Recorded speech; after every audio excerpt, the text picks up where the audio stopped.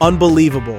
If you still think this offense is some kind of mirage, you need to wake up, like, right now.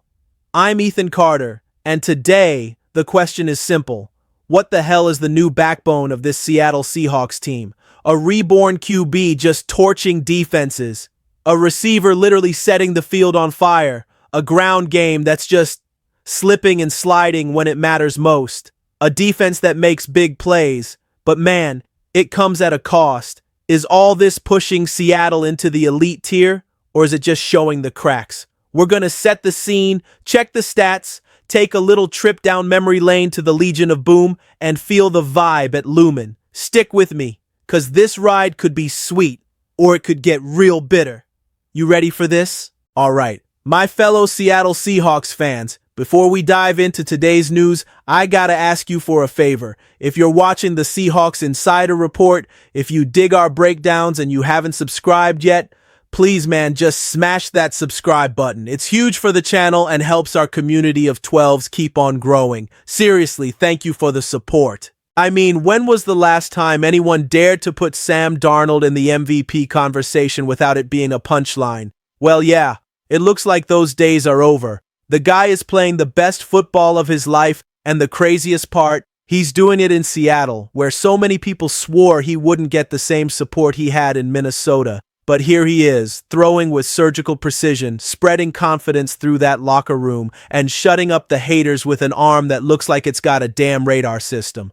We're talking 70.8% completion, over 1,500 yards, 11 TDs, and only 3 picks in 6 games, a 116.0 rating, trailing only Lamar Jackson and Jared Goff. The numbers scream, but the impact goes way beyond that. Darnold seems to have finally found that balance between instinct and control, between taking risks and just being ice cold. He's reading defenses with crystal clarity, stretching the field, and turning Jackson Smith-Njigba into an unstoppable weapon. That chemistry between those two is the heart of this offense, a reminder of what Seattle has always dreamed of, efficiency and swagger in the same damn play. CBS Sports already said it. He's a legitimate MVP candidate, and that is not an exaggeration. Against Jacksonville, for example, Darnold finished with almost 300 yards, 2 touchdowns, and no interceptions. But what's most impressive is his command on the deep ball. On throws over 10 air yards, he's completed almost 66% of his passes, with 7 touchdowns and just 1 pick. That's a lethal arsenal, especially when your team wins 9 straight on the road. That doesn't happen by accident. And there's more. Unlike his shaky days in New York or Carolina, Darnold is now showing a maturity that's infectious in that locker room. He's not just playing well, he's leading, and he's leading with purpose. Remember how Russ would control the game with his improv skills?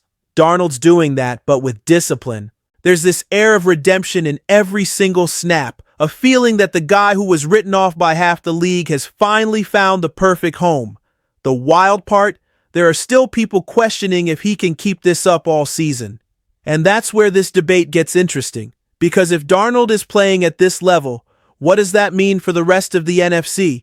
Are we witnessing the rebirth of a quarterback everyone gave up on, or is this just the flash before the fall? The answer might just lie with the next star of this story, and he wears number 11. It's absurd. There is no other word for what Jackson Smith-Njigba is doing right now. The kid is just tearing defenses apart, playing like the field is too damn small for him. 42 catches, almost 700 yards, and averaging 16.6 a catch. Numbers that would make even vets like Justin Jefferson or Tyreek Hill raise an eyebrow. But the most insane part is the nitty-gritty, 4.49 yards per route run. No other wide receiver in the league is even close. He doesn't just run routes, he rewrites them. With every cut, every step, the defense just seems half a second behind. And in that split second, Darnold finds him, with perfectly timed passes like they were born to play together. Smith-Njigba isn't just the engine of this offense, he's the damn roadmap. The game revolves around him, and the most incredible thing is he can handle it. The stats show the dominance, but seeing it live is something else. The burst off the line, the instant read of the open space, the way he shifts gears mid-route and just leaves the corner confused. No young receiver since DK Metcalf back in 2019 has gotten the fans this fired up, but his style is different. JSN doesn't just win with strength or height, he wins with his brain, and that instinct for finding invisible holes in coverage, that's what separates the good from the all-time greats. In Jacksonville, it was 8 catches, 162 yards, and a touchdown. A clinic of cuts and pivots that left the Jags secondary completely lost. And here's the kicker. Over 44% of the team's air yards go through his hands. That's pure domination. CBS called it preposterous, and they were right. It's off the charts, even for elite players.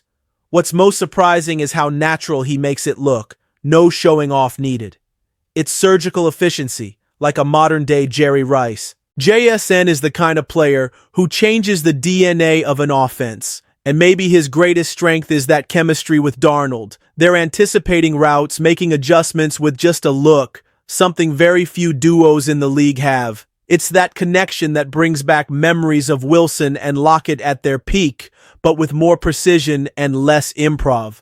The question now is, what happens when defenses start double-teaming him?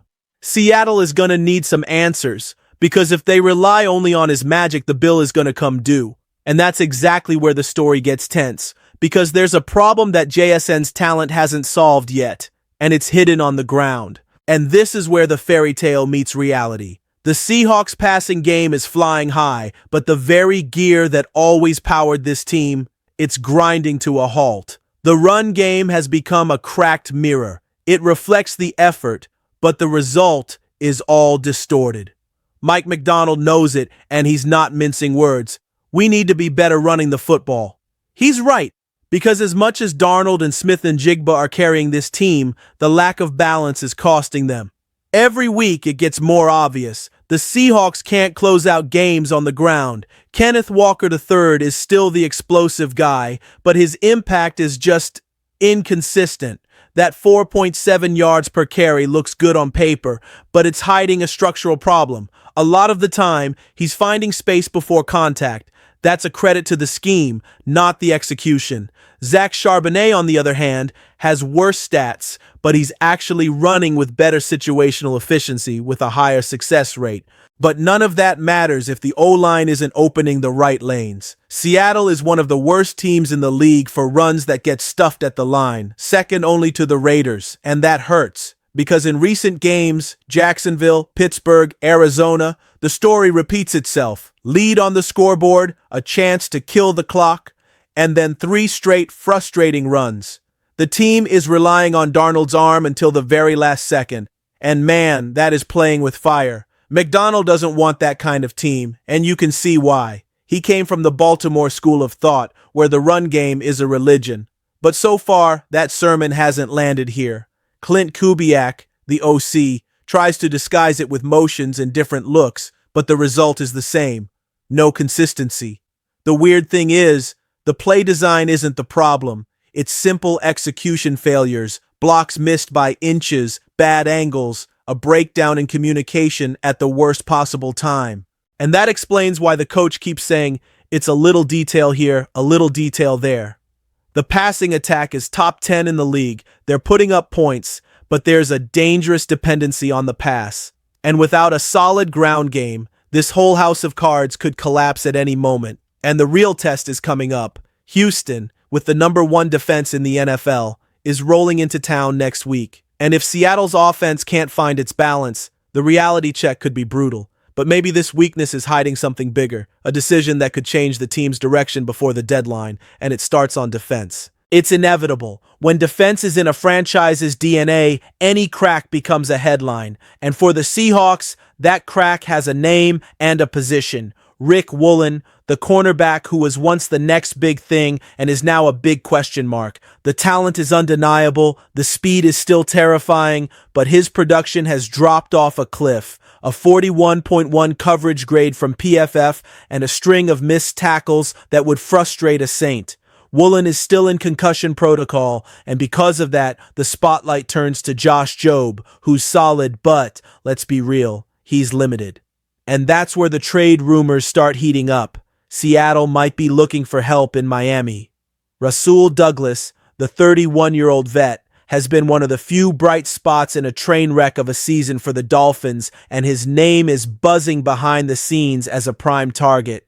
He's got experience, consistency, and a style that just fits Mike McDonald's philosophy: physical, disciplined, and with a nose for the blitz. In 6 games, Douglas has 26 tackles, 4 passes defensed, and a forced fumble, plus an overall grade of 77.6, the 10th best grade among all cornerbacks in the league. He's the kind of player who walks in and changes the entire tone of that unit from day one. And the best part? He's on a short, cheap contract, which makes a trade easier. The player himself has already shown his frustration in Miami, saying he's never been 1-5 in his life and that the team needs to look in the mirror. That's the kind of frustration that can turn into fuel in the right environment.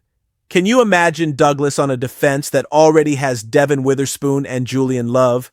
The fit just seems seamless. But there's the flip side. What do you do with Woolen? Trade him? Bench him? Bet on him to figure it out? Seattle knows the NFL window is short, and championship opportunities don't come knocking twice. If this team truly believes it can compete for the top of the NFC, they have to be ruthless with these decisions, and the defense, even as solid as it is, still needs stability on the perimeter.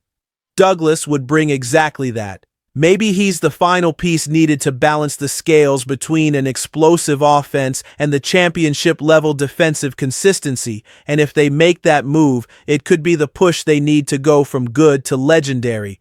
But in the end, the deeper question remains. Are we watching a team on the rise, or a roster that's still hiding its flaws beneath the shine of a winning streak? Seattle's at a crossroads that longtime fans know all too well. Talent and hype on one side, inconsistency and risk on the other. It's impossible not to think back to the eras when the team would swing between genius and a total meltdown in the blink of an eye. Today, there's excitement, there's progress, but there's also a red flag. If the offense keeps relying this much on the pass and the defense doesn't plug its holes, this hot streak could be temporary. Still, something feels different. There's a swagger, there's chemistry, a sense of purpose we haven't seen at Lumen Field in a long time. The question is whether that's enough to keep this team alive come November when the injuries pile up and the pressure becomes real.